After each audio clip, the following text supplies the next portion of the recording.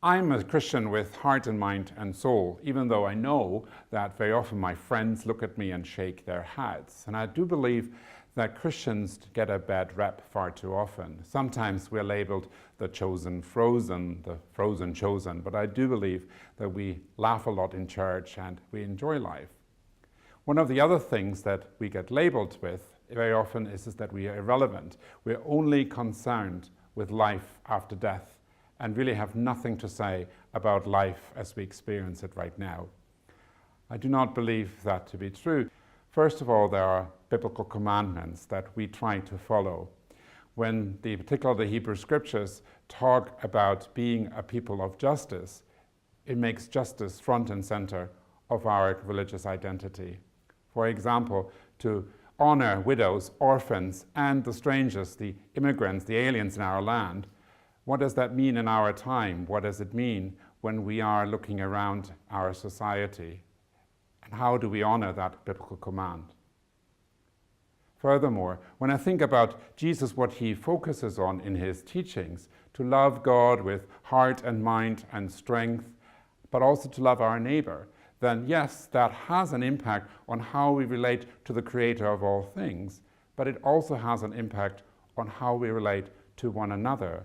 Because how can I love my neighbor without taking care of him or her holistically, without considering his well-being in the face of injustice, in the face of war, or in the face of environmental catastrophe?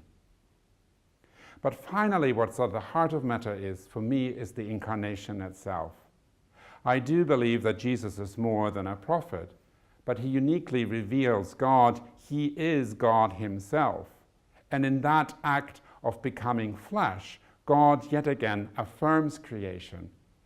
In the creation story, we learn that God said yes to creation and said it was very good. But by becoming one of us in Jesus, God affirms creation again and affirms our life here on earth. So everything we do here has a relevance for our faith.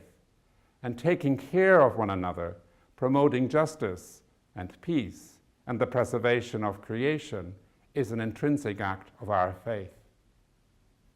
And I think the church needs to continue doing that and screaming it from the pulpits and in other ways. So for example, here at St. John's in Edinburgh, our mural ministry reaches out to the world and challenges the world where the world sometimes creates pain or hurt amongst people and amongst creation.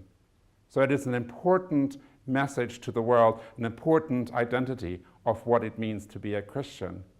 And yes, it is about life after death. It is about honoring the Creator and giving God the honor due God's name. But it is equally about doing justice, about creating peace, and about honoring creation.